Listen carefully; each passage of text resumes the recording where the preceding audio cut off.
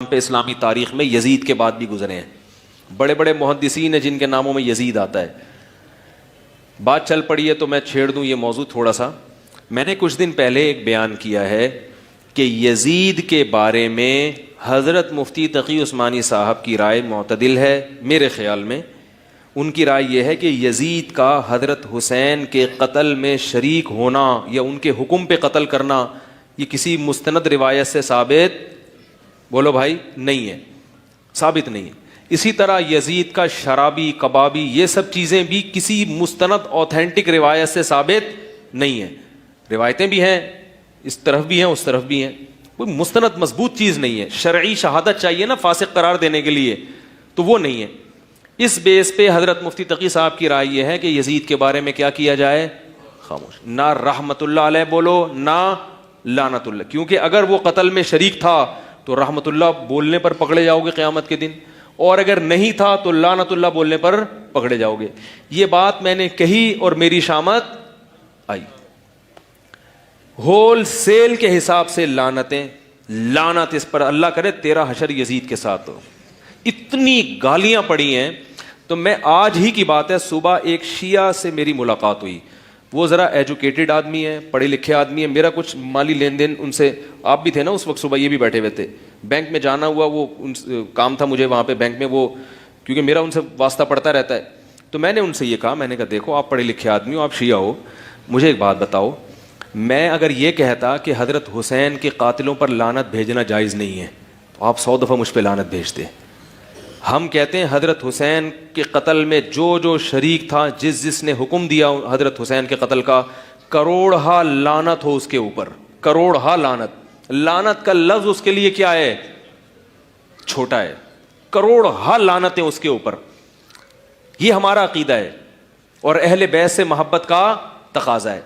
باقی یزید اس قتل میں شریک تھا یا نہیں تھا، نہ اس بارے میں ہمیں حضرت حسین کا کوئی قول ملتا ہے، نہ کوئی صحیح حدیث ملتی ہے، نہ کوئی بہت مستند تاریخی بولو بھائی روایت. اس بارے میں ہمیں ملتا ہے تو خطیبوں کی تقریریں ملتی ہیں. اور اگر ائمہ کرام سے، مجتہدین سے، بڑے بڑے حضرات سے، فقہا سے اگر اس کے خلاف ثابت ہے تو اس کے حق میں بھی ثابت ہے. تو ان کے اقوال میں کیا ہے آپس میں، یعنی جس کی جو تحقیق تھی اس نے اسی حساب سے بات بولو بھائی کر دی. تو اب ہم یہ کہتے ہیں کہ جو حضرت حسین کے قتل میں شریک تھا اس پہ 100 دفعہ لعنت. لیکن بات یہ ہے کہ آپ یہ ثابت کرنے کے لیے کہ یزید قتل میں شریک تھا یا نہیں تھا، میری رائے کو فالو مت کریں، نہ حضرت مفتی تقی صاحب کی رائے کو. آپ تحقیق کریں. اگر آپ نے تحقیق کرنی ہے تو تحقیق کا طریقہ یہ ہے کہ جو یزید کو قاتل کہتے ہیں ان کی تحریریں بھی پڑھیں، اور اشاعت التوحید کے بعض علماء نے یزید کے حق میں کتابیں لکھی ہیں. انجمن اشاعت توحید ہے نا جو KPK میں، پنجاب میں بہت بڑی جماعت ہے، ان کے بعض علماء نے، میں ان کتابوں کا نام اور حوالہ اس لیے نہیں دوں گا کہ پھر میرے اوپر بمبارمنٹ کہ آپ اس کو پروموٹ کرنے کے لیے، اصل میں مقصد تھا اس کتاب کو پروموٹ کرنا، وہ آپ خود ہی تحقیق کر لیں. بعض علماء نے کتابیں لکھی ہیں جس میں دلائل سے انہوں نے یہ ثابت کیا ہے کہ یزید حضرت حسین کے قتل میں شریک بولو بھائی نہیں تھا اور فاسق فاجر بھی نہیں تھا، لہذا وہ رحمت اللہ علیہ کہتے ہیں. تو پھر آپ رحمت اللہ علیہ والے بھی تحریریں پڑھیں، لعنت اللہ علیہ والی بھی تحریریں پڑھیں، اس کے بعد پھر آپ ایک رائے قائم کریں. ادھر کی پڑھی ہیں ادھر کی پڑھی نہیں ہے، اور جو ذرا سی بات کرتا ہے اس پہ آپ نے لعنتیں بھیجنا شروع. یہ اندھی تقلید ہے. اور اگر آپ نے دونوں تحریریں نہیں پڑھی تو آپ بولو ہمیں نہیں پتا کیا تھا، کیونکہ ہر چیز کا پتہ ہونا ضروری. بھائی ہر آدمی کے پاس اتنا ٹائم نہیں ہے نا کہ ادھر کی بھی سنے ادھر کی بھی سنے، اور یہ اسلام کے بنیادی مسائل میں سے ہے نہیں. اسلام کے بنیادی مسائل میں اتنی چیز تو ہے کہ اہل بیت کا دشمن اور ان کا قاتل لعنتی ہے، اس سے ہم کسی صورت میں محبت نہیں کر سکتے. یہ تو ہمارے ایمان کا حصہ ہے، کیونکہ اہل بیت سے محبت ہمارے ایمان کا جزو ہے. لیکن یہ تھا یا نہیں تھا یہ تاریخ ہسٹری بتائے گی، اور تاریخی روایتیں دونوں طرف ہیں. تو دونوں طرف کی کتابیں پڑھ کے آپ فیصلہ کریں. پھر آپ مجھے بھی گالیاں دے سکتے ہیں، اہل ہیں. جب تک آپ نے دونوں جانب کی کتابیں نہیں پڑھی تو آپ کے لیے وہی رائے بہتر ہے جو میری رائے ہے کہ چپ کر کے خاموشی سے بیٹھ جاؤ، نہ لعنت اللہ علیہ کہو اور نہ رحمت اللہ. کیونکہ اگر لعنت اللہ علیہ ہوا تو رحمت اللہ علیہ کہنا قیامت کے دن گلے پڑ جائے گا, اور اگر وہ نکلا لعنت اللہ تو پھر اگر وہ نکلا رحمت اللہ تو پھر لعنت اللہ علیہ کہنا قیامت کے دن کیا پڑ جائے گا, گلے. تو اس لیے بہتر ہے اجمالی بات کی جائے کہ جو بھی حضرت حسین کے قتل میں کربلا میں شریک تھا, کروڑہا لعنت اس کے اوپر. بس کون تھا ہمیں نہیں, مجھے نہیں پتا, کم از کم یعنی آپ یہ کہہ سکتے ہیں مجھے نہیں. اور اگر آپ کو پتا ہے تو پھر دونوں کتابیں پڑھیں آپ, جو اشاعت و توحید کے علماء نے اس کے حق میں لکھی ہیں, یہ بعض سلفی علماء نے بھی لکھی ہیں, وہ بھی پڑھیں آپ, اور اس کے مخالف بھی پڑھیں, پھر ایک رائے قائم کر کے آپ کو کلپ بازی کی اجازت. میں تمہیں حسین کا سفر فضائل کی صورت میں سنانے لگا. موضوع سے دلچسپی نہ ہو تو کوشش کیجئے کہ تائید کا حق ادا ہو. امام حسین علیہ السلام نے مدینہ چھوڑا اور مکہ پہنچ گئے. 28 رجب روانگی مدینہ سے, شعبان کی 2 امام حسین کا دخول ہے مکہ میں. پھر امام حسین علیہ السلام 4.5 ماہ تک مکے میں بیٹھے رہے. تاریخ مورخ نے ہمیں کہا حسین حج کا انتظار کر رہے تھے. میرا پہلا سوال یہاں پہ اتنے بھرے مجمع سے یہ ہے کہ حسین علم امامت سے جانتے تھے کہ میں نے حج نہیں پڑھنا. کربلا سانحہ نہیں, کربلا حادثہ نہیں, کربلا ایک راز تھا جو پہلے طے ہو چکا تھا. اور حسین نے نبیوں کی روحوں میں سے کھڑے ہو کے اسے قبول کیا تھا. امام حسین علیہ السلام جب جانتے تھے کہ میں نے حج نہیں پڑھنا, پھر مکہ میں رکنے کی وجہ کیا تھی؟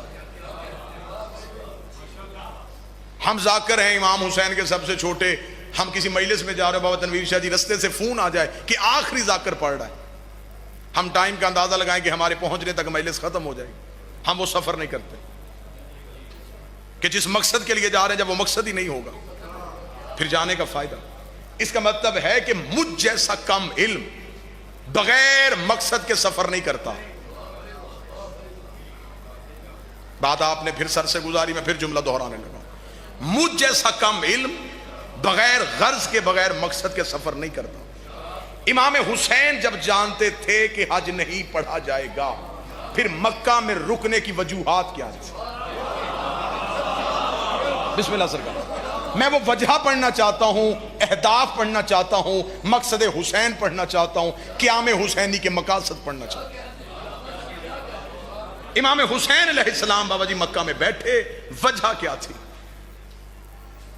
اتنا کمزور کر دیا گیا تھا امامت کے عہدے کو, اتنا کمزور کر دیا گیا تھا کہ امت یہ سمجھتی تھی کہ اگر دین میں حجت نہ بھی ہو تو دین چل سکتا ہے. انہوں نے خلافت امامت کے علاوہ دے کے انہوں نے کہہ دیا اگر خلیفہ امام کے بغیر بن سکتا ہے تو دین بھی امام کے بغیر چل سکتا ہے. اتنا دنیا حجت کہ اطاعت سے محروم ہو گئی تھی کہ مولا علی کو 19 رمضان کو کوفے کی مسجد میں ضرب لگی, اور لوگ یہ سوال کر رہے تھے کہ علی مسجد میں کیوں گئے تھے, کیا علی نماز پڑھتے تھے؟ اتنا امت کو دور کر دیا گیا تھا امامت سے. یہ تمہید ذہن میں رکھیے گا تاکہ میں اہداف حسین پڑھ سکوں. امام حسین مکہ بیٹھ گئے تاکہ امام حسین بتائیں کہ امامت میں کتنا اختیار ہے.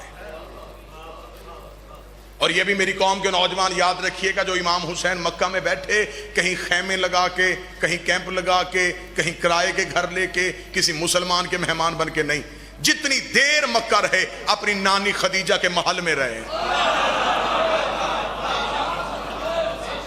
مکہ میں لوگوں کے کچے گھر تھے, بی بی کا محل تھا. حسین نے جا کے وارث بن کے دروازہ کھولا.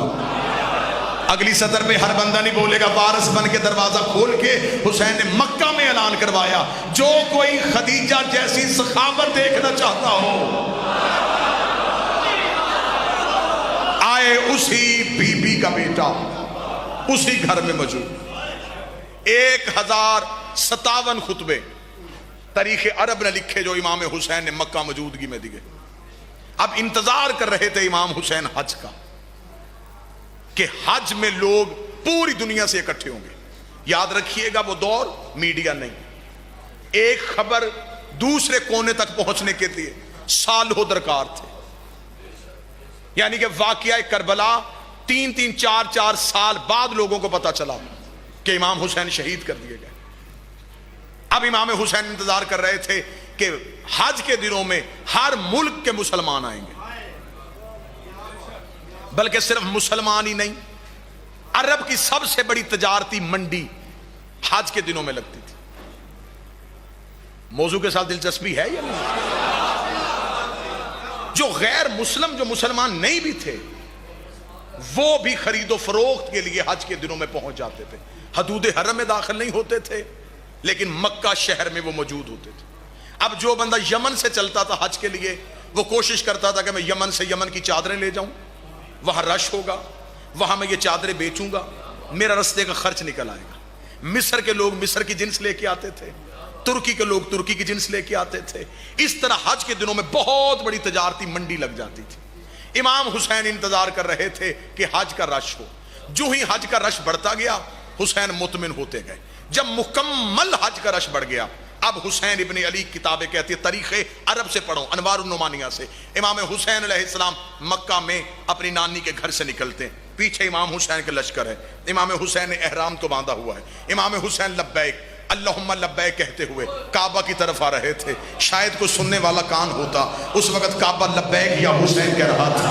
لبیک اللہم لبیک کی صدائیں دیتے ہوئے حسین ابن علی خانہ کعبہ کے قریب پہنچے. امام حسین نے طواف شروع کیا.